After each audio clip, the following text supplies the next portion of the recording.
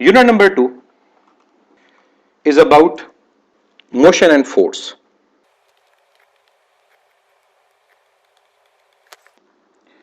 सबसे पहले मैं बात करूंगा एवरेज स्पीड की।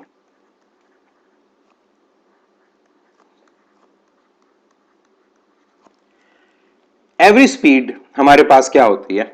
एवरेज स्पीड की जब हम बात करते हैं तो average speed means total distance over total time. लेट से अगर एक बॉडी सर्कल में मूव कर रही है और एक कंप्लीट साइकिल होता है तो टोटल डिस्टेंस कितना है? सर्कमफेरेंस 2πr, और नीचे क्या आएगा? टाइम। और एक कंप्लीट साइकिल का टाइम क्या होता है? टाइम पीरियड होता है। तो टोटल अनसर्टेनिटी ओवर टाइम ये हमारे पास एवरेज स्पीड की वैल्यू है। मैं अब जो एग्जांपल लूंगा पर्टिकुलरली ऐसी एग्जांपल लूंगा जहां दो इंटरवल्स हैं कि पहले टाइम t1 में बॉडी ने डिस्टेंस कवर किया s1 और फिर टाइम t2 में जो डिस्टेंस कवर किया वो t2 किया। तो total distance s1 plus s2 और total time t1 plus t2। अब एवरेज स्पीड के दो केसेस हैं। अब एवरेज स्पीड के वो दो केसेस कौन कौन से हैं? इसका जो केस नंबर 1 है वो हमारे पास है फॉर इक्वल डिस्टेंस, कि हमारे अगर डिस्टेंस जो हो वो इक्वल हो और अनइक्वल टाइम इंटरवल हो। अब इससे आपको समझ आ गई होगी इक्वल डिस्टेंस और अनइक्वल टाइम इंटरवल का मतलब क्या है। इसका मतलब है कि s1 और s2 इक्वल है, लेकिन जिस टाइम में ये डिस्टेंस ट्रेवल हुए वो इक्वल नहीं है। अब मुझे कहा जाता है कि एवरेज स्पीड फाइंड करें, तो एवरेज स्पीड का इस केस में जो फार्मूला होगा वो क्या होगा? 2 times v1 v2 over v1 plus v2। और ये लेक्चर में मैंने ड्राइव भी किया था कैसे। तो इवन अगर 3 इंटरवल्स हो आप वो मेथड देख लीजिएगा। आप ये फार्मूला 3 इंटरवल्स के लिए ड्राइव कर सकते हैं। फिलहाल ये फार्मूला 2 इंटरवल के लिए है। दूसरा जो कंडीशन हमारे पास होती है वो होती है कि अनइक्वल डिस्टेंस हो। अगर t1 और t2 टाइम के अंदर जो बॉडी ने डिस्टेंस कवर की है वो अनइक्वल हो लेकिन इक्वल टाइम इंटरवल हो। अब इसका मतलब क्या है? इसका मतलब हमारे पास ये है कि अगर s1 और s2 इक्वल नहीं है, s1 और s2 इक्वल नहीं है, लेकिन जो टाइम t1 और t2 है वो सेम है। अब हमें अगर एवरेज स्पीड को फाइंड करना है तो ये फार्मूला हमें नॉर्मली याद होता है v1 plus v2 divide by 2। ये फार्मूला अप्लाई सिर्फ तब होगा जब टाइम इंटरवल इक्वल हो और डिस्टेंस अनइक्वल हो। और ये अगर 3 इंटरवल्स पे चला जाए तो v1 plus v2 plus v3 divide by 3 जैसे एवरेज लेते हैं। और इसकी डेरिवेशन भी मैंने लेक्चर में एक्सप्लेन की थी, उसको देख लीजिएगा। अब कई दफा ये बात स्टूडेंट पूछते हैं अगर दोनों अनइक्वल हों तो ये जो सबसे पहले मैंने फार्मूला लिखा है ये वाला, ये तब अप्लाई हो जाएगा अगर s1 और s2 दोनों अनइक्वल है, ना s1 इक्वल है और ना आपके पास टाइम इक्वल है, तब आप इस फार्मूला को यूज कर लें। ऊपर डिस्टेंस ऐड करें, नीचे टाइम ऐड करें, आपका आंसर आ जाएगा। सेकंड मैं बात करूंगा यहां पर एवरेज वेलोसिटी की। अब एवरेज वेलोसिटी के बारे में याद रखें कि एवरेज वेलोसिटी में टोटल डिस्प्लेसमेंट आएगी, total displacement over total time. अब अगर हम एक सर्कल की बात करते हैं तो एक सर्कल में साइकिल अगर एक कंप्लीट होता है तो हमारे पास जो टोटल डिस्प्लेसमेंट की वैल्यू आएगी वो जीरो आएगी। इसका मतलब क्लोज साइकिल के अंदर एवरेज वेलोसिटी हमेशा जीरो होती है, लेकिन हमारे पास एवरेज स्पीड कभी जीरो नहीं होती। तो total displacement over total time ये हमारे पास एवरेज वेलोसिटी की वैल्यू आएगी। तो एवरेज वेलोसिटी से रिलेटेड इतने मुश्किल सवाल नहीं होते। आपने यहां पर यह बात याद रखनी है कि क्लोज साइकिल हो तो टोटल डिस्प्लेसमेंट जीरो, और टोटल डिस्प्लेसमेंट अगर जीरो तो एवरेज वेलोसिटी की जो वैल्यू आएगी वो भी क्या आएगी? वो जीरो आएगी। इससे रिलेटेड मुश्किल सवाल नहीं होते। एक मैं यहां पर डाउट आपका क्लियर कर दूं। ये जो फार्मूला हमारे पास होता है S is equal to v t, S is equal to v t, और यहां पर V हमारे पास इक्वल आता है S ओवर T के। इस फार्मूला के अंदर ये जो V आपके पास होता है ये एवरेज स्पीड होती है। कई बच्चे जब वेलोसिटी के क्वेश्चंस को सॉल्व कर रहे होते हैं तो वहां पर वो इस V की जगह S ओवर T को सब्स्टिट्यूट करते हैं, ये गलत है। ये V हमारे पास यहां पर क्या शो करता है? ये एवरेज स्पीड को शो कर रहा होता है।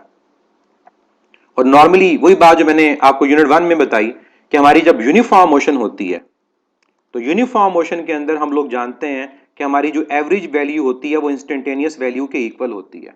तब हम ये फार्मूला सिंपली क्या लिख देते हैं, वी टी। तो ये वी एवरेज स्पीड के लिए। नेक्स्ट, एवरेज वेलोसिटी के बाद अब हम बात करेंगे इंस्टेंटेनियस वेलोसिटी, इंस्टेंटेनियस एक्सेलेरेशन। लेकिन ये सिंपल है, लेकिन रिवाइज मैं करवाऊंगा जरूर ताकि एक दफा गो थ्रू हो जाए कि फार्मूलाज क्या है। सिंपल वेलोसिटी की बात मैं नहीं कर रहा, अब आपको पता है कि क्या होते हैं। Instantaneous velocity, velocity at any instant for very short interval of time, जो बॉडी की वेलोसिटी होती है। और इसके लिए लिमिट आपको पता है यूज होती है, limit time approaches to zero. इसका मतलब है for very short interval of time rate of change of displacement is called instantaneous velocity. Fourth one हमारे पास आ जाता है इंस्टेंटेनियस एक्सेलेरेशन का।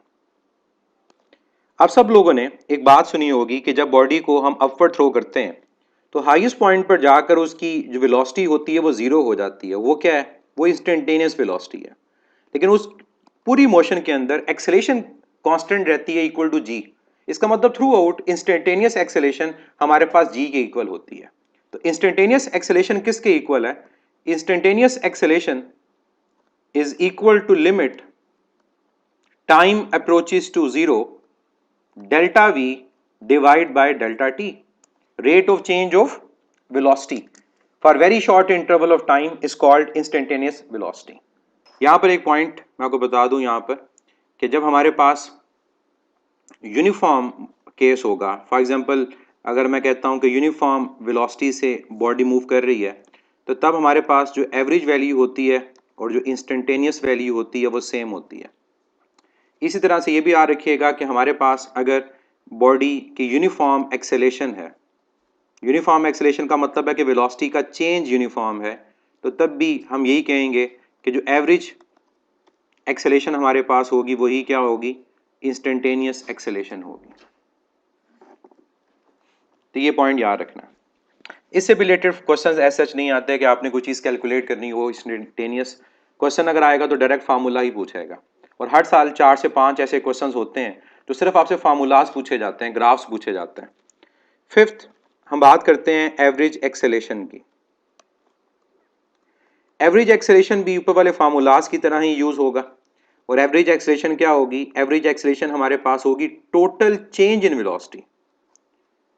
अब याद रखना यहां पर कभी अगर आपको किसी क्वेश्चन में कहा जाता है कि आप एवरेज एक्सेलेरेशन कैलकुलेट करें तो आपने वेलोसिटी का टोटल चेंज फाइंड करना है और उसको डिवाइड करना है टोटल टाइम से। वेलोसिटी को आपने डिवाइड टाइम से नहीं करना, तब आपके पास एक्सेलेरेशन आएगी, एवरेज एक्सेलेरेशन फाइंड नहीं होगी। मैं आपको इसकी एग्जांपल देता हूं कि लेट से आपको कहता है कि हमारे पास एक एरोप्लेन है जो मूव कर रहा है टुवर्ड्स ईस्ट, उसकी वेलोसिटी v1 है। टाइम t के अंदर वो एरोप्लेन टर्न कर जाता है टुवर्ड्स नॉर्थ और उसकी वेलोसिटी कितनी है, v2। क्वेश्चन क्या है, एक एरोप्लेन मूव कर रहा है टुवर्ड्स ईस्ट और टाइम t के अंदर वो टुवर्ड्स नॉर्थ टर्न कर जाता है और उसकी वेलोसिटी v2 है। कैलकुलेट करें कि एवरेज एक्सेलेरेशन की वैल्यू क्या होगी। अब यहां जो हमें पता है कि वेलोसिटी वेक्टर है, तो मुझे अगर यहां पर एवरेज एक्सेलेरेशन को कैलकुलेट करना है तो मुझे ऊपर total change in velocity required होगा और नीचे मैं टोटल टाइम से जो भी गिवन होगा उसे डिवाइड करूंगा। अब टोटल चेंज इन वेलोसिटी किसके इक्वल आएगा? ये v1 प्लस v2 के इक्वल नहीं आएगा। वेलोसिटी का जो चेंज हमारे पास होगा वो v2 माइनस v1 के इक्वल आएगा। अब मैं अगर इस डायग्राम के में गलती करूंगा तो ये करूंगा कि मैं फर्स्ट की टेल से v2 के हेड को मिला दूंगा और मैं ये कहूंगा कि ये मेरे पास डेल्टा v है। ये इनकरेक्ट है, ये तो v1 प्लस v2 है, क्योंकि मैंने v1 को v2 के साथ हेड टू टेल रूल से ऐड किया। तो मुझे क्या करना पड़ेगा, मुझे यहां पर यह करना पड़ेगा कि v2 माइनस v1 को फाइंड करना है। वो कैसे?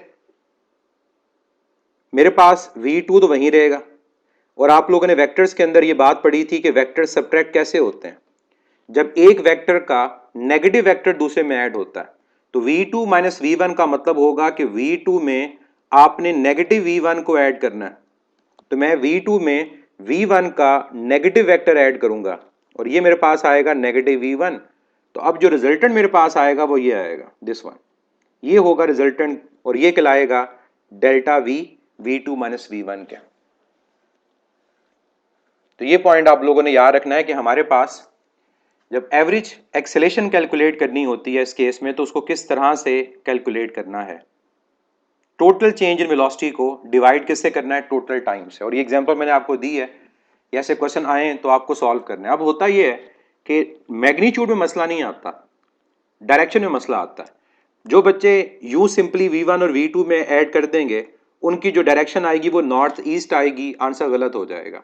लेकिन जब आप V2 माइनस V1 करेंगे, तब आपकी जो डायरेक्शन आएगी वो नॉर्थ वेस्ट आएगी, और वो डायरेक्शन क्या होगी, इस क्वेश्चन के अकॉर्डिंग वो करेक्ट होगी। और जिस डायरेक्शन में आपको पता है कि चेंज इन वेलोसिटी होती है, उसी डायरेक्शन में आपकी एक्सेलरेशन भी होती है।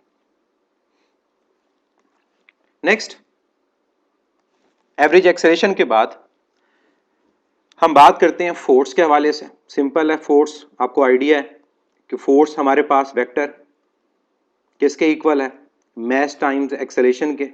डायरेक्शन कौन सी होगी फोर्स की, जो हमारे पास एक्सेलरेशन की होती है।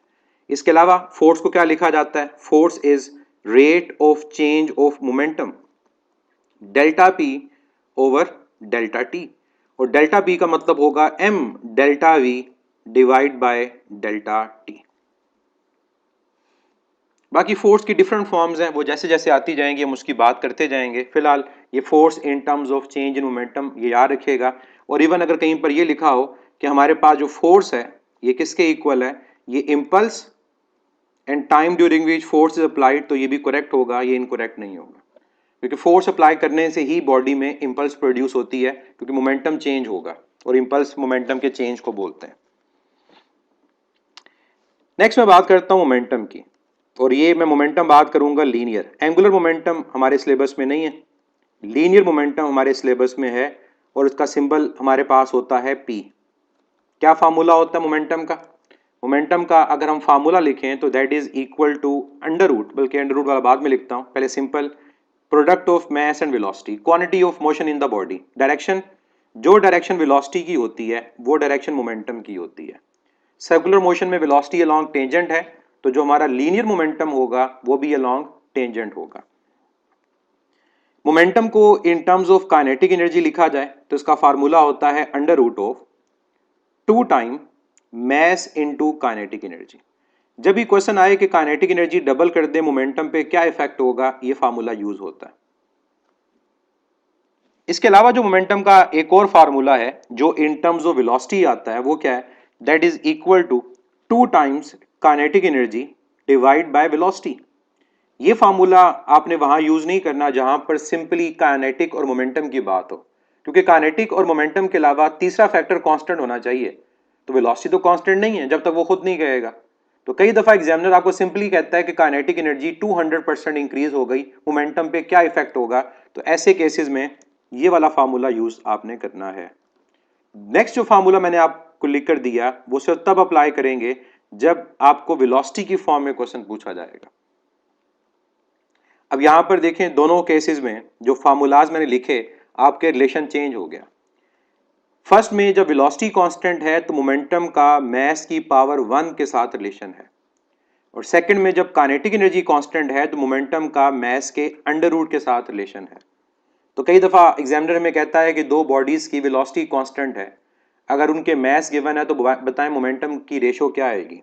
तब आप पहला फार्मूला अप्लाई करेंगे और उसके अकॉर्डिंग आप क्या लिखेंगे कि इफ वेलोसिटी इज कांस्टेंट, मैं यहां लिख भी देता हूं कि अगर वेलोसिटी हमारे पास कांस्टेंट है तो फिर उन दो बॉडीज के मोमेंटम की जो रेशो आएगी वो उनके मैसेस की पावर 1 की रेशो के इक्वल आएगी।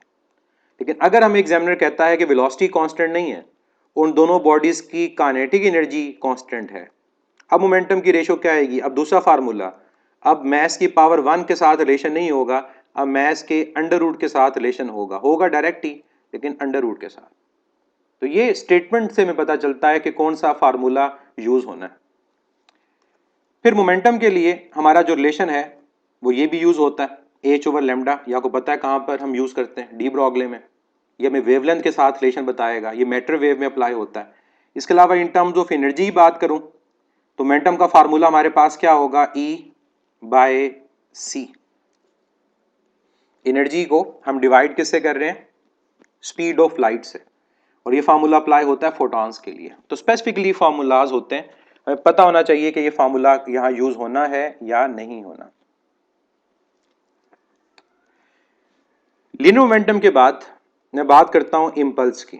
और ये इंपल्स मैं मजीद अगर क्लियर करूं कि ये इंपल्स क्या है, तो ये इंपल्स बेसिकली लीनियर इंपल्स है। ये क्या है? Linear impulse. एंगुलर इंपल्स को हमारे पास एंगुलर मोशन के अंदर आती है।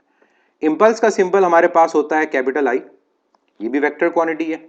और इंपल्स किसके इक्वल है? इंपल्स इक्वल है चेंज इन मोमेंटम के। तो इसकी डायरेक्शन एक तो पता चल गई मोमेंटम के चेंज के अलोंग। और ऊपर देखें, मोमेंटम के चेंज के अलोंग कौन होता है? फोर्स। इसका मतलब ये हुआ कि इंपल्स भी फोर्स के अलोंग, और फार्मूला बनेगा फोर्स इनटू टाइम। और टाइम कौन सा? जिस दौरान फोर्स अप्लाई हो रही है।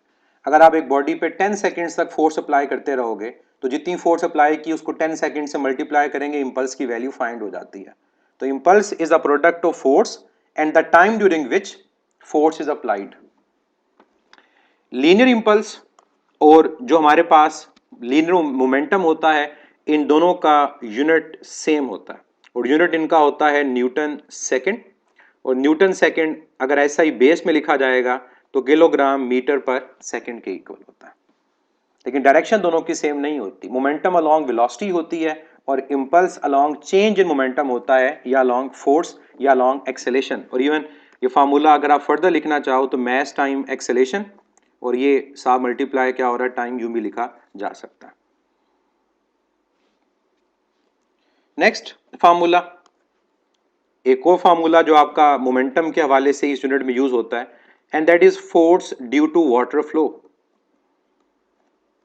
ये मोमेंटम की एप्लीकेशंस के अंदर ही चीजें आ रही होती हैं, इस वजह से हम इनको कवर करते हैं। अब force due to water flow का कॉन्सेप्ट आपको पता है कि हमारे पास अगर एक पाइपलाइन है, उस पाइपलाइन में वाटर मूव कर रहा है, कितना मैस है उसका? लेट से उसका मैस m है और वो मूव कर रहा है वेलोसिटी v से, और सामने वो किसी वॉल को जाके हिट करता है। ऑब्वियसली हिट करेगा, फोर्स अप्लाई पानी भी करेगा, दीवार भी करेगी। अब दीवार जब फोर्स अप्लाई करेगा पानी पे, तो दीवार की फोर्स अप्लाई करने की वजह से मोमेंटम चेंज होगा वाटर का। तो हमें कहा जाता है force due to water flow. हमने ये फोर्स फाइंड करनी होती है, और ये वॉल की फोर्स के अगेंस्ट होती है। तो formula force due to water flow का क्या होता है? That is equal to mass flow rate. Mass flow rate क्या? कितना मैस कितने टाइम में फ्लो हुआ, और मल्टीप्लाई कर देते हैं इसको वेलोसिटी से जिससे वो लिक्विड मूव कर रहा है, वाटर मूव कर रहा है। कई दफा हम एग्जामिनर जो डाटा है वो मैस की फॉर्म में नहीं देता, वॉल्यूम की फॉर्म में देता है। तो मैस को सब्स्टिट्यूट करेंगे डेंसिटी इनटू वॉल्यूम से, डेंसिटी के फार्मूला से। फार्मूला बन जाएगा density volume flow rate into velocity. आपको याद होगा first year chapter number 6 equation of continuity, volume flow rate area और वेलोसिटी के प्रोडक्ट के इक्वल होता है। तो वॉल्यूम फ्लो रेट को जब आप एरिया वेलोसिटी से सब्स्टिट्यूट करोगे, ये फार्मूला बन जाएगा रो ए वी स्क्वायर। और ये जो फार्मूला है ये यूज होता है आपकी एक सॉल्व एग्जांपल में। ऐसे केस में आपको एग्जामिनर जो डाटा देगा वो क्या देगा? वो आपको इस पाइप का क्रॉस सेक्शनल एरिया देगा। ये पाइप है, वो क्रॉस सेक्शनल एरिया दे देगा। पानी की डेंसिटी 1000 है, कांस्टेंट है, वेलोसिटी देगा, मैस नहीं देगा, टाइम नहीं देगा, और कहेगा force due to water flow find करो। और अगर examiner force due to water flow की जगह फोर्स बाय द वॉल कहे, तो एक्शन और रिएक्शन वाला कॉन्सेप्ट, मैग्नीट्यूड उसकी इक्वल होगी, बस डायरेक्शन ऑपोजिट होगी। ऊपर वाले फार्मूलाज में नेगेटिव साइन इन्वॉल्व हो जाएगा। Next, law of conservation of momentum, और ये है law of conservation of linear momentum. Statement आप लोगों को याद है, for an isolated system total linear momentum will remain conserved. Means जितना मोमेंटम इनिशियल होगा उतना मोमेंटम फाइनल होगा। अब हमारी बुक में वन डायमेंशनल मोशन को डिस्कस किया जाता है जब तक हम प्रोजेक्टाइल मोशन को डिस्कस नहीं करते। इस वजह से ये जो टॉपिक हम पढ़ते हैं ये भी वन डायमेंशनल मोशन के लिए पढ़ते हैं। One dimensional motion means along one direction. अब यहाँ पर मैं दो बॉडीज को ज्यूम कर लेता हूँ, एक का मैस m1 और एक का मैस m2। दोनों मूव कर रही हैं हमारे पास एक ही डायरेक्शन में अलोंग x। इसकी वेलोसिटी v1, इसकी वेलोसिटी v2। अज्यूम करते हैं v1 v2 से ग्रेटर है। अगर v1 v2 से ग्रेटर है तो एक पॉइंट पर जाकर ये दोनों एक दूसरे को हिट करेंगे, इस सिस्टम पे किसी भी तरह की एक्सटर्नल फोर्स अप्लाई नहीं हो रही, जो हो रहा है वो आपस में एक्शन और रिएक्शन अप्लाई हो रहा है। एक्सटर्नल फोर्स जीरो, जब एक्सटर्नल फोर्स हमारे पास जीरो हो जाएगी तो ऑटोमेटिकली हम कहेंगे कि बाद में मैस ने तो चेंज नहीं होना, ज़्यादा ज़्यादा चेंज होगा तो वेलोसिटी बाय मैग्नीट्यूड या डायरेक्शन चेंज होगी, वो v1 डैश और v2 डैश हो जाएगी। तो इस हमारे पास कंडीशन के अकॉर्डिंग जो हमारा रिलेशन बनेगा वो क्या बनेगा कि m1 v1 plus m2 v2 total linear momentum before collision is equal to total linear momentum after collision. अब इससे रिलेटेड दो केसेस मैंने लेक्चर में भी डिस्कस किए थे इस फार्मूला से रिलेटेड। अब इस फार्मूला से रिलेटेड जो दो केसेस हमारे पास थे वो क्या थे? एक केस हमारे पास जो था वो ये था कि इनिशियल मोमेंटम जीरो होगा, जैसे गन और बुलेट की एग्जांपल है, रॉकेट की एग्जांपल है। और दूसरा केस होता है कि जहां पर आपका इनिशियल मोमेंटम जीरो नहीं होता, जैसे हम स्नोकर की, बिलियर्ड की एग्जांपल लें या वो ट्रक और कार वाली एग्जांपल है। दोनों केसेस को अगर मैं यहां पर ब्रीफली आपको बताऊं कि दोनों के फार्मूलाज की फॉर्मेशन किस तरह की होगी। अगर तो हमारे पास इनिशियल मोमेंटम जीरो होगा, ये फार्मूला रिड्यूस होकर बस इतना रह जाएगा कि initial momentum zero is equal to m1 v1 dash plus m2 v2 dash, और ये डैश लगाने की जरूरत भी नहीं है क्योंकि अब एक ही वेलोसिटी है, और साइड जब चेंज कर देंगे तो ये बन जाएगा m1 v1 dash is equal to minus m2 v2 dash. और इसके अकॉर्डिंग जो वेलोसिटीज की रेशो आएगी वो मैसेस की रेशो के इन्वर्स के इक्वल आएगी। अगर गन और बुलेट की एग्जांपल लें, अगर आपके पास गन का जो मैस है वो m1 और बुलेट का मैस m2, उसके अकॉर्डिंगली आप चाहे वेलोसिटी ऑफ गन फाइंड कर लें चाहे वेलोसिटी ऑफ बुलेट फाइंड कर लें। तो ये फार्मूला एक हमें फॉर्म बताता है इस क्वेश्चन को सॉल्व करने के लिए। और दूसरी तरफ हमारे पास जो है वो ये है कि इनिशियल मोमेंटम जीरो ना हो, जैसे मैंने आपको यहाँ पर एग्जांपल दी और ये क्वेश्चन भी हमने लेक्चर में डिस्कस किया था ट्रक वाला, कि हमारे पास अगर एक ट्रक है जिसका मैस कैपिटल M और ये मूव कर रहा है वेलोसिटी v से, और ये जाके हिट करता है एक स्टेशनरी कार को जिसका मैस स्मॉल m है लेकिन रेस्ट पर है। इसका मतलब कोलाइड करने से पहले अब बॉडी दोनों रेस्ट पे नहीं है, इनिशियल मोमेंटम एग्जिस्ट करता है, और जब ये कोलाइड करेंगे तो कोलाइड करने के बाद वो कहता है कि ट्रक कार को अपने साथ मूव करवा लेता है। तो बताएं कॉमन वेलोसिटी क्या होगी? तो फिर हम ये वाला केस अप्लाई करते हैं कि अब इनिशियल मोमेंटम जीरो नहीं है। ऐसे केस में हमें जो भी इनिशियल मोमेंटम गिवन होगा, चाहे एक बॉडी का गिवन हो या दोनों का गिवन हो, उसको एक तरफ लिखेंगे और देखेंगे कोलिजन के बाद हमारे पास क्या डेटा गिवन है, दोनों को इक्वेट करेंगे, हमारा आंसर आ जाएगा। ऊपर वाले केस में अगर मैं बात करूं तो इनिशियली ट्रक का मैस m, ट्रक की वेलोसिटी v, गाड़ी का मैस m, गाड़ी की वेलोसिटी 0। कोलिजन के बाद ट्रक का मैस m, वेलोसिटी कॉमन है v, गाड़ी का मैस m, वेलोसिटी कॉमन है v, राइट साइड के ऊपर v कॉमन लेंगे तो ऑटोमेटिकली v आपका कैलकुलेट हो जाएगा। इस केस से रिलेटेड ऐसे क्वेश्चंस होते हैं। ठीक है, तो इससे रिलेटेड कोई क्वेश्चन आएगा तो आप उसको इजीली सॉल्व कर सकते हैं। नेक्स्ट, मैं रॉकेट प्रोपल्शन से रिलेटेड जो एक फार्मूला है उसकी बात भी कर लूं। रॉकेट प्रोपल्शन में आप लोगों ने याद रखना है कि रॉकेट प्रोपल्शन हमारे पास एग्जांपल है law of conservation of momentum की, और रॉकेट प्रोपल्शन में हमारा जो एक्सेलरेशन का फार्मूला है उसमें थोड़ा सा हम कंफ्यूज होते हैं। उसके एक्सेलरेशन का फार्मूला क्या है? M v over capital M. इस फार्मूला के अंदर हमारे पास जो वेरिएबल्स हैं वो क्या क्या हैं? इस फार्मूला में जो वेरिएबल्स हैं उसमें कैपिटल एम की मैं बात अगर करूं तो capital M mass of rocket है। कैपिटल एम क्या है? Mass of rocket. जो स्मॉल वी है ये हमारे पास वेलोसिटी ऑफ हॉट गैसेस है जिससे वो इजेक्ट हो रही होती हैं। ये स्मॉल एम जो है ये मैस नहीं है, ये स्मॉल एम जो है ये बेसिकली मैस ओवर टाइम है। ये क्या है? इसको मैं बोलता हूं ये फ्यूल बर्निंग रेट है। जो हम कहते हैं ना 10,000 किलोग्राम पर सेकंड फ्यूल बर्न होता है, तो कितना मैस कितने टाइम में बर्न होता है, तो ये बेसिकली एम ओवर टी हमारे पास होगा इस फार्मूला के अंदर। तो ये याद रखिएगा कि इस फार्मूला के अंदर ये स्मॉल एम जो है, इस स्मॉल एम का यूनिट किलोग्राम नहीं है, स्मॉल एम का यूनिट क्या होगा? किलोग्राम पर सेकंड। स्मॉल एम का यूनिट क्या होगा? किलोग्राम पर सेकंड। तो रॉकेट प्रोपल्शन में याद रखें। फिर रॉकेट प्रोपल्शन में एक और चीज पूछता है एग्जामिनर कि हमारे पास हाइट के साथ एक्सेलेरेशन बढ़ती है कम होती है। तो रॉकेट जब ज्यादा हाइट पे जाता है, तो ये मैंने जो चीजें एक्सप्लेन की मैं इसको जल्दी से दोबारा बता दूं कि रॉकेट की जो प्रोपल्शन हमारे पास होती है उसमें एक्सेलेरेशन का formula small m v over capital M होता है। अब यहाँ पर जो स्मॉल एम है इसके बारे में कंफ्यूज होते हैं कि इस फार्मूला में स्मॉल एम क्या है। यार ये रखिएगा, इस फार्मूला में जो स्मॉल एम है ये मैस ऑफ गैसेस नहीं है, ये मैस फ्लो रेट है, एम ओवर टी। और इसी वजह से इस मैस फ्लो रेट का अगर हमसे यूनिट पूछा जाएगा या फार्मूला में स्मॉल एम का यूनिट पूछा जाएगा तो वो किलोग्राम नहीं बल्कि किलोग्राम पर सेकंड होगा। हमारे पूरी एफएससी की बुक में दो ऐसे फार्मूलाज हैं, दोनों की आज बात करेंगे, जहां स्मॉल एम फार्मूला में मैस रिप्रेजेंट नहीं करता, वो मैस ओवर टाइम को रिप्रेजेंट करता है। तो ये पहला फार्मूला है जहां एम मैस को रिप्रेजेंट नहीं करता। तो ये चीज आप लोगों ने याद रखनी है, ठीक है। चलते हैं नेक्स्ट, हमारे पास रॉकेट प्रोपल्शन के बाद अब नेक्स्ट हमारे पास फार्मूला क्या है। नेक्स्ट फार्मूला मैं यहां पर ऊपर मेंशन करता हूं कि हमें फर्ज करें बुलेट और गन के केस में रिकॉइल ऑफ गन का अगर रिलेशन पूछा जाए तो हमारे माइंड में फौरन आना चाहिए कि रिकॉइल ऑफ गन जो है that is related to law of conservation of momentum. और ये law of conservation of momentum का कौन सा केस है जहां पर आपका इनिशियल मोमेंटम जीरो अज्यूम किया जाता है। इसका मतलब ये वाला केस। अब मैं यहाँ पर जब रिलेशन बनाऊंगा तो क्या बनाऊंगा कि जितना मोमेंटम गन का है उतना मोमेंटम बुलेट का है। नेगेटिव साइन मैंने नहीं लिखा, उसकी रीजन सिर्फ ये होती है कि नेगेटिव साइन डायरेक्शन को रिप्रेजेंट करता है, और वो अगर आप फार्मूला में यहीं पर नेगेटिव लगा दोगे तो फिर ये नेगेटिव नहीं आएगा।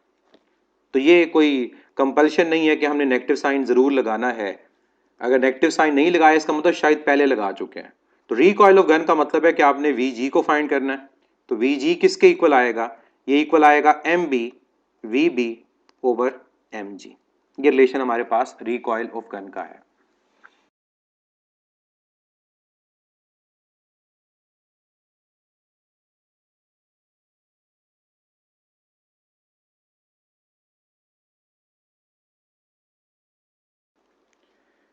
अब इलास्टिक कोलिजन को भी हम डिस्कस करते हैं in one dimension. Two dimensional elastic collision हमारे सिलेबस का हिस्सा नहीं है।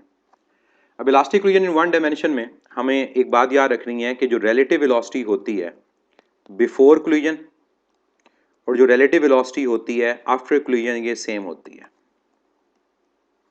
अब मैं इस टॉप फार्मूला के बाद आपको रिलेटिव वेलोसिटी के केसेस भी बता दूंगा।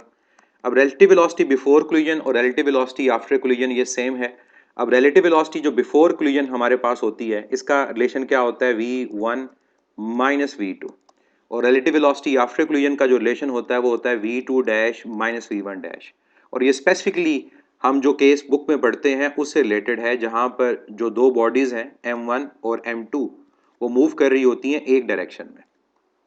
ये हर केस में अप्लाई ये वाला फार्मूला नहीं होता, ये सिर्फ जो केस हम पढ़ रहे हैं जहां एक डायरेक्शन मूव करेंगी और कोलाइड करने के बाद हमारे पास उनकी वेलोसिटी v1 डैश और v2 डैश हो जाएगी, ये फार्मूला उसके लिए अप्लाई हो रहा होता है। अब ये जो फार्मूला है इसको इसके अलावा कैसे लिखा जाएगा, राइट साइड पे नेगेटिव कॉमन ले लें तो ये आ जाएगा v1 dash minus v2 dash. अब देखें फार्मूलाज की फॉर्मेशन एक जैसी हो गई। ये जो नेगेटिव साइन यहाँ पर आता है ये रिसेशन को शो करता है कि जब बॉडीज कोलाइड करती हैं तो कोलाइड करने के लिए एक दूसरे के क्लोज आ रही होती हैं, लेकिन कोलाइड करने के बाद वह दूसरे से दूर जाती हैं, रिसेशन होती है, तो उस रिसेशन की वजह से यहाँ पर साइन क्या आता है, नेगेटिव आता है। इसी वजह से इस रिलेटिव वेलोसिटी बिफोर कोलिजन को और रिलेटिव वेलोसिटी आफ्टर कोलिजन को यूं भी कहा जाता है कि velocity of approach is equal to velocity of recession but with negative sign.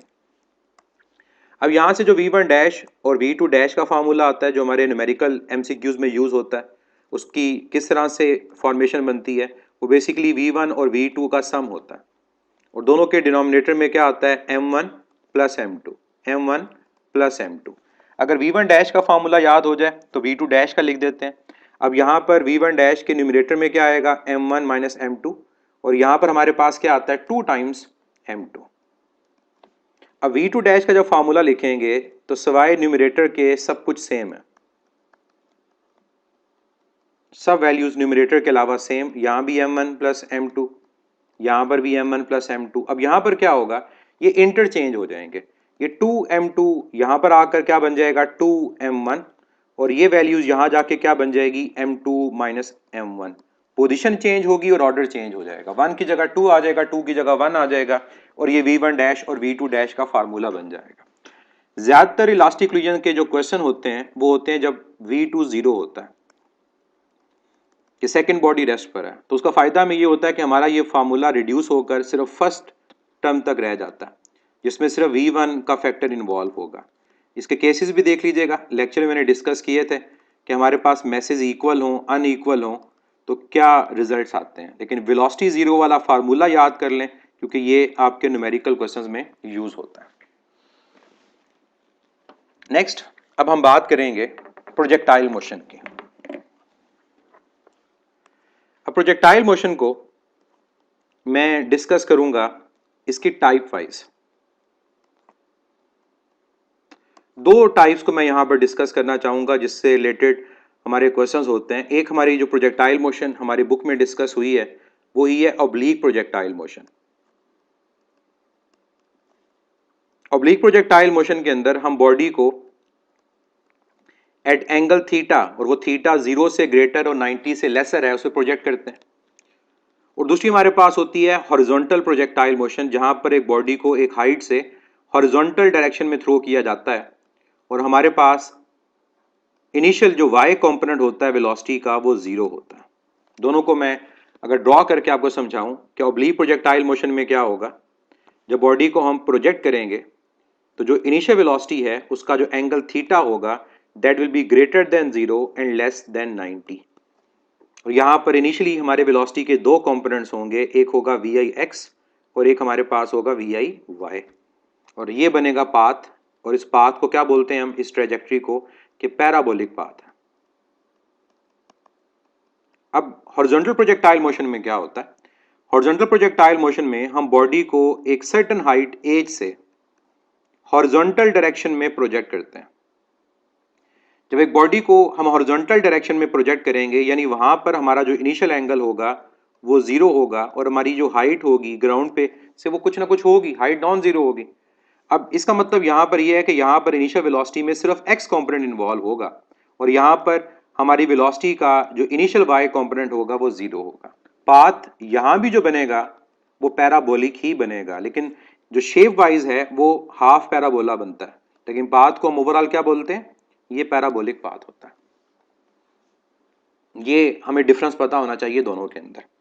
फिर एक और चीज आपको याद रखनी है कि जब हम ऑब्लिक प्रोजेक्टाइल मोशन की बात करते हैं तो ऑब्लिक प्रोजेक्टाइल मोशन में हमारे पास एक्सेलेरेशन का जो x कंपोनेंट होगा वो 0 होगा। क्यों 0 होगा, क्योंकि वेलोसिटी का जो x कंपोनेंट है वो थ्रू आउट यूनिफॉर्म रहता है और यूनिफॉर्म रहने का मतलब है कि किसी भी पॉइंट पे वेलोसिटी का x कंपोनेंट फाइंड करेंगे तो वो इनिशियल x कंपोनेंट के इक्वल आएगा जो vi cos थीटा होता है। एक्सेलेरेशन का जो y कंपोनेंट है हमारे पास इनिशियल पॉइंट के ऑफ व्यू से लेंगे कि वो हर पॉइंट पे कहाँ है, downward acceleration, acceleration due to gravity, तो वो नेगेटिव g के इक्वल आता है। और इससे ये पता चलता है कि वेलोसिटी का जो y कंपोनेंट है वो वेरिएबल है। वो हमारे पास वेलोसिटी का जो y कंपोनेंट होगा, इसको सॉरी vfy बोलेंगे, ये वेरिएबल है। अब वेलोसिटी का जो y कंपोनेंट है इसके वेरिएबल होने का मतलब क्या होगा कि जब बॉडी को हम प्रोजेक्ट करते हैं अपवर्ड तो मैक्सिमम हाइट पर जाकर वेलोसिटी का जो y कंपोनेंट होता है वो 0 हो जाता है। यहाँ सिर्फ और सिर्फ x कंपोनेंट अवेलेबल होगा। तो मैक्सिमम हाइट से पहले पहले हम कहेंगे कि जो वेलोसिटी का y कंपोनेंट होता है वो डिक्रीज करता है और मैक्सिमम हाइट के बाद ग्राउंड तक जो वेलोसिटी का y कंपोनेंट होता है वो दोबारा क्या करता है, इंक्रीज करता है। और टॉप पॉइंट पर जाकर कभी ये नहीं कहना कि वेलोसिटी 0 है, टॉप पॉइंट पर जाकर फाइनल वेलोसिटी मिनिमम है किसके इक्वल, वेलोसिटी के x कंपोनेंट के, लेकिन है वो क्या, वो नॉन जीरो है। और टॉप पॉइंट पर जाकर अगर हम एंगल देखेंगे एक्सेलेरेशन और वेलोसिटी के दरमियान तो वो क्या होगा, वो 90 डिग्री होगा। इससे पहले अगर एंगल देखेंगे वेलोसिटी का और एक्सेलेरेशन का वो 90 डिग्री से ग्रेटर है। इसके बाद अगर देखेंगे तो वेलोसिटी का और एक्सेलेरेशन का एंगल 90 से लेसर है। और मैं किस वेलोसिटी की बात कर रहा हूं, मैं फाइनल वेलोसिटी की बात कर रहा हूं। जबकि हॉरिजॉन्टल प्रोजेक्टाइल मोशन में एक्सेलेरेशन ओवरऑल डाउनवर्ड है हर पॉइंट के ऊपर एक ही डायरेक्शन में, और इसको ओवरऑल क्या लिया जाता है, मोशन डाउनवर्ड है, इसको पॉजिटिव जी लिया जाता है। अब जब हम नेट एक्सेलेरेशन कैलकुलेट करेंगे तो नेट एक्सेलेरेशन कैलकुलेट करते हुए हमें एक्स कंपोनेंट और वाई कंपोनेंट का स्क्वायर लेके उसको ऐड करना है और अंडर रूट लेना है, तो उसकी वैल्यू यहां पर भी जी आएगी और यहां पर भी जो आप नेट एक्सेलरेशन कैलकुलेट करोगे वो जी आएगी। तभी कहा जाता है projectile motion is a two dimensional motion under constant acceleration due to gravity. Further formulas अब मैं लिखूंगा। सबसे पहले मैं फार्मूला लिखूंगा ऑब्लिक प्रोजेक्टाइल मोशन में वेलोसिटी एट एनी इंस्टेंट, कि किसी भी टाइम पे वेलोसिटी को कैलकुलेट कैसे किया जाएगा। किसी भी टाइम पे वेलोसिटी को कैलकुलेट करने के लिए हम वेलोसिटी के एक्स कंपोनेंट का स्क्वायर और वेलोसिटी के वाई कंपोनेंट का स्क्वायर इनका सम लेके अंडर रूट लेंगे, वेलोसिटी की मैग्नीट्यूड आएगी और उस पॉइंट पे डायरेक्शन फाइंड करने के लिए कि अगर ये वेलोसिटी है इसका एक्स से कितना एंगल है, हम क्या करेंगे tan इनवर्स और y कंपोनेंट को x कंपोनेंट से डिवाइड कर देंगे। अब इस VFX और VFY की वैल्यू, जो VFX की वैल्यू ये फर्स्ट इक्वेशन ऑफ मोशन से आप सॉल्व करोगे तो VI x के इक्वल आएगी और ये आएगी VI cos थीटा, और VFY की वैल्यू भी फर्स्ट इक्वेशन ऑफ मोशन से फाइंड करोगे और ये आएगी VI y माइनस GT, जिसको आप लिखेंगे VI sin theta minus GT। Same काम जब अप्लाई करोगे अब हॉरिजॉन्टल प्रोजेक्टाइल मोशन में, तो ये फार्मूलाज हमारे पास इधर भी यूज होंगे लेकिन वैल्यूज डिफरेंट होंगी। यहां पर जो वेलोसिटी का एक्स कंपोनेंट वो आएगा यहां की तरह VI x के इक्वल और ये होगा VI cos ऑफ थीटा, लेकिन जो VFY आएगा इसमें VI y जीरो है। तो अगर आपका VI y जीरो है तो फर्स्ट इक्वेशन ऑफ मोशन में VI y जीरो, फिर एक्सेलेरेशन नेगेटिव जी नहीं पॉजिटिव जी है, तो ये फार्मूला रह जाएगा सिर्फ GT। Reason first equation of motion में VI y की वैल्यू जीरो आएगी। इसके अलावा हमारा जो फार्मूला यहां पर यूज होता है हाइट का फार्मूला ऑब्लिक के केस में क्या होता है, VI square sine square theta divide bye 2g, और ये फार्मूला यूं भी लिखा जा सकता है VI whole square over 2g। इस केस में हाइट का फार्मूला आप लोग कहां से लेंगे, सेकेंड इक्वेशन ऑफ मोशन से। फॉर y कंपोनेंट ये आएगा हाफ GT स्क्वायर।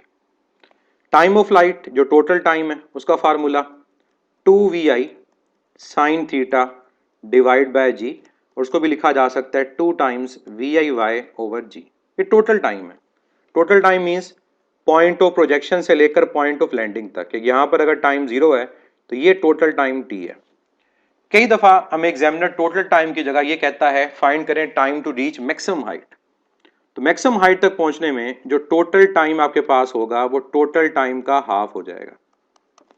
तो टोटल टाइम ऊपर लिखा हुआ है उसको 2 से डिवाइड कर दें, फार्मूला रह जाएगा VI sine theta over g, इसको सिंपली आप लिख सकते हो VIY ओवर g। और यहां पर जब टाइम का फार्मूला लिखेंगे यहीं से, और यहां से टाइम का फार्मूला आएगा 2 टाइम्स h ओवर g। ये इसके टाइम ऑफ फ्लाइट का फार्मूला है। इससे रिलेटेड बुक में 2 न्यूमेरिकल भी हैं हॉरिजॉन्टल प्रोजेक्टाइल मोशन से रिलेटेड।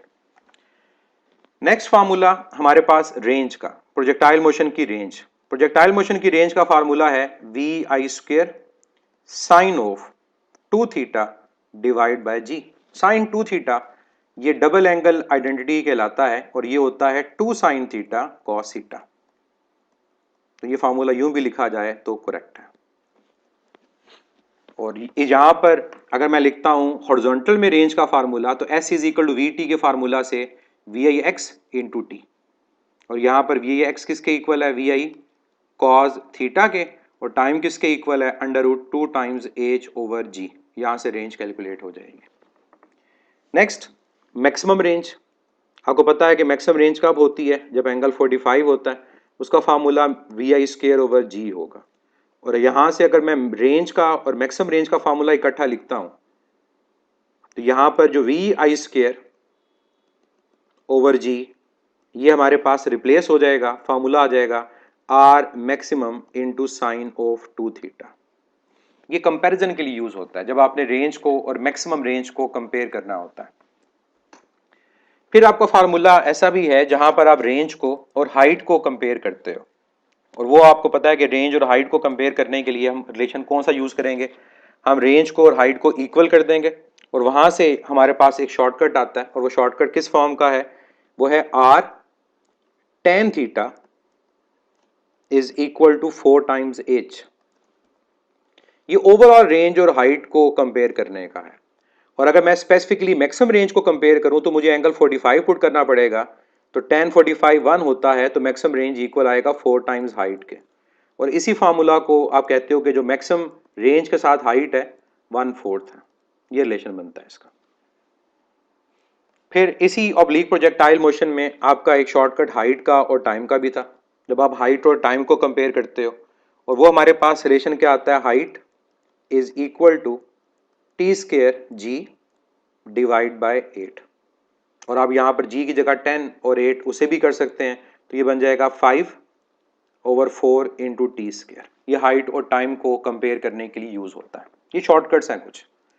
इसी तरह से कई दफ़ा एग्जामिनर हमें कहता है कि मैक्सिमम हाइट के ऊपर मोमेंटम को या मैक्सिमम हाइट के ऊपर काइनेटिक एनर्जी को फाइंड करो। तो हम जानते हैं कि मैक्सिमम हाइट पे सिर्फ वेलोसिटी का x कंपोनेंट है। तो मैक्सिमम हाइट पे जब काइनेटिक एनर्जी को फाइंड किया जाता है तो हमारे फार्मूला के अंदर वेलोसिटी की जगह v cos थीटा सब्स्टिट्यूट होता है। तो उसका शॉर्टकट भी याद रखें कि मैक्सिमम हाइट पे जो आपकी काइनेटिक एनर्जी होगी वो initial kinetic energy times cos square theta होगी। थीटा क्या है, जिस एंगल के ऊपर आपने प्रोजेक्टाइल को प्रोजेक्ट किया है उस एंगल के मुताबिक मैक्सिमम हाइट के ऊपर आपकी काइनेटिक एनर्जी फाइंड हो जाती है। और इसी तरह से अगर आपके पास इस फार्मूला से काइनेटिक एनर्जी फाइंड होगी तो मैक्सिमम हाइट पे पोटेंशियल एनर्जी कैलकुलेट करनी हो तो क्या करेंगे, इनिशियल काइनेटिक एनर्जी के साथ साइन स्क्वायर थीटा यूज करेंगे। क्योंकि इनिशियली बॉडी के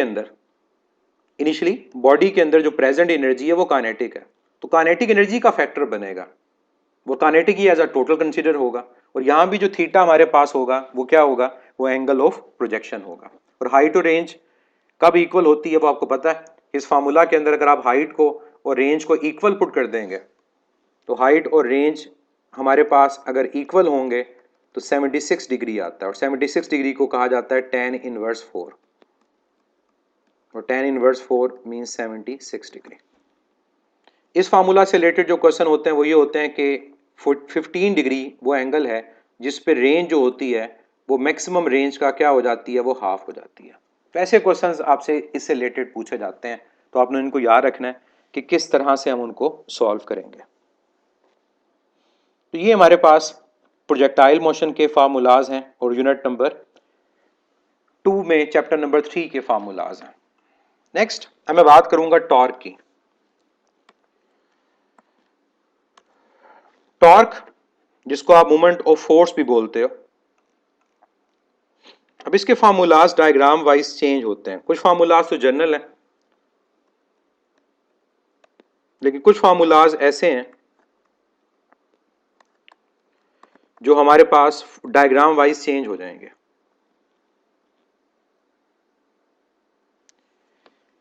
इससे पहले कि मैं टॉर्क की बात करूं, मैं रिलेटिव वेलोसिटी के आपको केसेस बता दूं। और ये रिलेटिव वेलोसिटी के केसेस सिर्फ यहां पर यूज नहीं होते,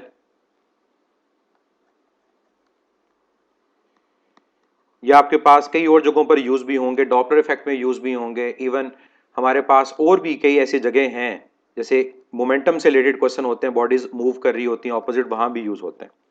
इसके दो केसेस आप लोग याद रखें। एक केस हमारा इसका ये होता है कि अगर जो दो बॉडीज हैं वो मूव करें सेम डायरेक्शन में, इसको मैं कह देता हूं ये बॉडी मैस m1, इसका मैस m2, इसकी वेलोसिटी v1, इसकी वेलोसिटी v2। इस केस में जब रिलेटिव वेलोसिटी को फाइंड करना है तो आप इनका डिफरेंस लेते हो।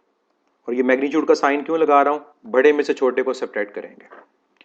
और दूसरा केस हमारे पास होता है जब बॉडीज मूव करती हैं ऑपोजिट डायरेक्शन में। अब ऑपोजिट डायरेक्शन ये भी हो सकती है और इवन ऑपोजिट डायरेक्शन ये भी हो सकती है।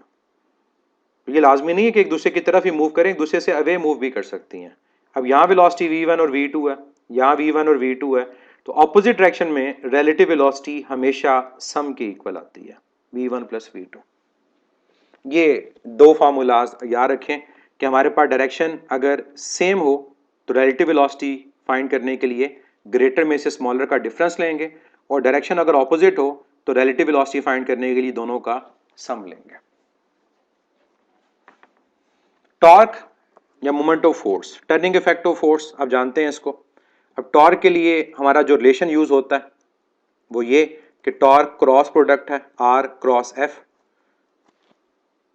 और क्रॉस प्रोडक्ट जब ओपन किया जाता है तो ये आता है RF sine theta into n cap normal vector, direction perpendicular होगी हमेशा। थीटा क्या है?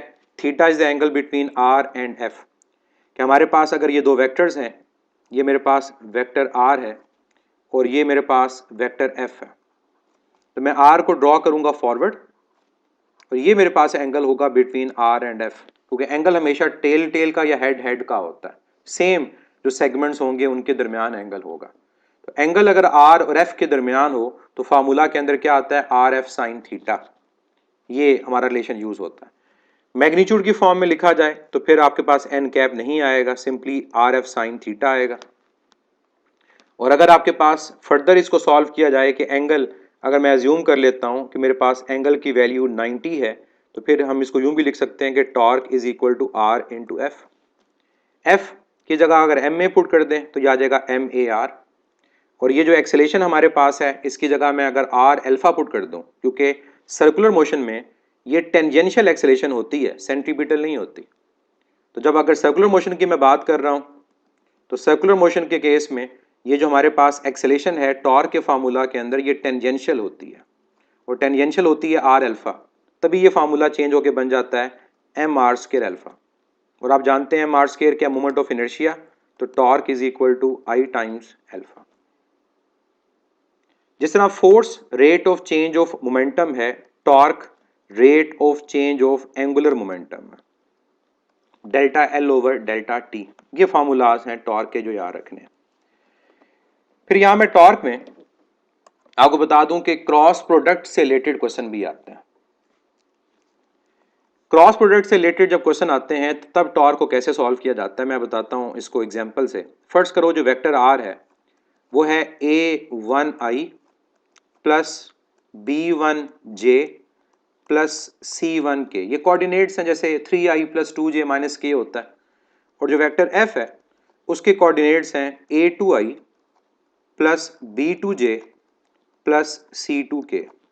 आपको कहा जाता है टॉर्क फाइंड करें, पॉइंट ऑफ रोटेशन गिवन होगा उसके क्रॉस।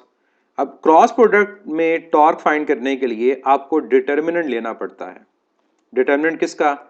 3 क्रॉस 3 का, 3 रोज 3 कॉलम। अब इसमें जो पहला हमारा रो होगी उसमें तीनों यूनिट वेक्टर्स आएंगे, आई जे और के, ये बात याद रखनी है, पहली रो में तीनों यूनिट वेक्टर्स। दूसरी रो में कौन आएगा? दूसरी रो में जो पहला वेक्टर होगा, फार्मूला में पहला वेक्टर कौन है? आर, उसके कोऑर्डिनेट्स आएंगे। अब उसके कोऑर्डिनेट्स क्या है? a1 b1 c1, तो यहां पर आएगा a1 b1 c1।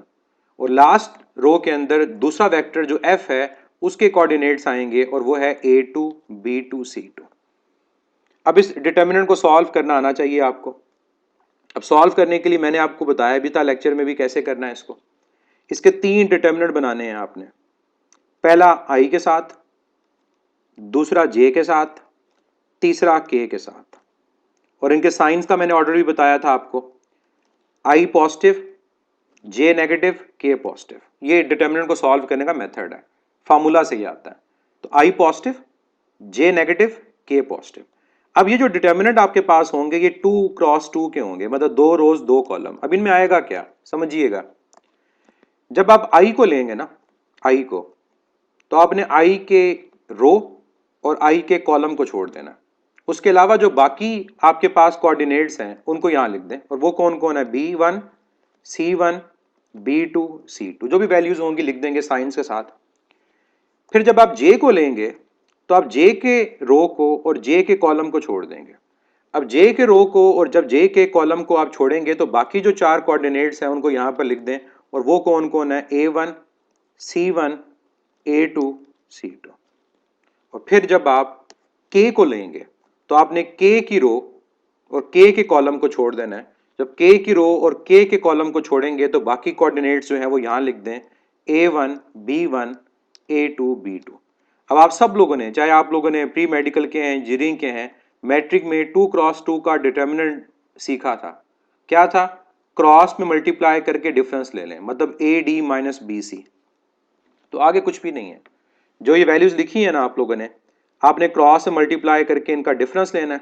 नंबर की फॉर्म में वैल्यूज होती हैं, जब आप सॉल्व करेंगे तो आपका आंसर i j और k की फॉर्म में आ जाएगा।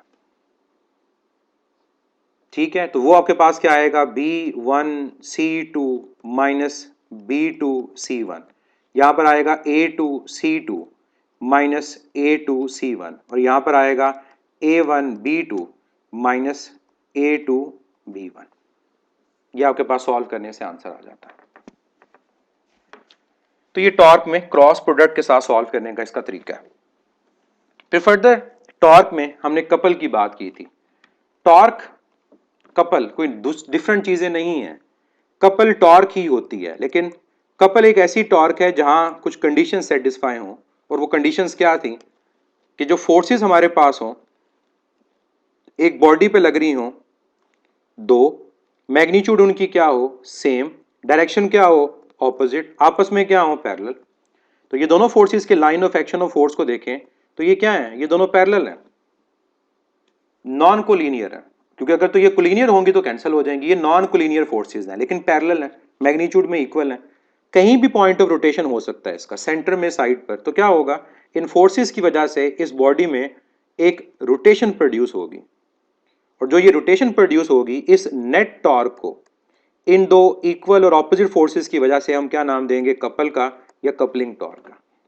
और इस कपल को कैसे कैलकुलेट किया जाता है, इस डायग्राम के हवाले से अगर मैं कहूंगा तो couple is the product of either of the two forces. ये इसका फार्मूला जनरल हमारा जो यूज होता है कि दो फोर्सेस है ना और दोनों इक्वल हैं, तो दोनों में से कोई एक ले लें, either of the two forces, और उसको मल्टीप्लाई करते हैं कपल आर्म से। टॉर्क में हम मोमेंट आर्म लेते हैं, कपल में हम कपल आर्म लेते हैं। और कपल आर्म क्या है, couple arm is the perpendicular distance between the two forces.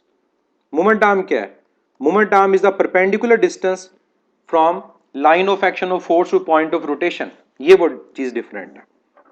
अब यहां पर कपल आर्म अगर L है तो इस डायग्राम के मुताबिक जो मेरे पास कपल का फार्मूला बनेगा वो क्या बनेगा, वो बनेगा सिंपल F इंटू L। किसी चीज को रिजॉल्व करने की जरूरत नहीं है। फिर मैंने आपको लेक्चर में दो इसके डिफरेंट केस बताए थे, और ये टॉर्क में भी याद रखने आपने कि कब साइन आएगा और कब कॉज आएगा। पिवट में सेंटर को लेता हूं, टोटल में रॉड की जो लेंथ है मैं उसको L ही लेता हूं। दो फोर्सेस अप्लाई हो रही हैं यहां पर, ये फोर्सेस हैं, यहां भी वही दो फोर्सेस हैं। देख सकते हैं आप इन फोर्सेस को कि पैरेलल हैं, मैग्नीट्यूड में क्या है, इक्वल है। अब एंगल की बात अगर हम करें तो एंगल हमारे पास कहां पर है, ये डिपेंड करता है जो फार्मूला को चेंज करेगा। मैं दोनों में एंगल अब देखो क्या देता हूं। पहले केस में मैं आपको जो एंगल दे रहा हूं वो दे रहा हूं विद रिस्पेक्ट टू L, ये एंगल थीटा। दूसरे केस में आपको with respect to L angle नहीं दे रहा।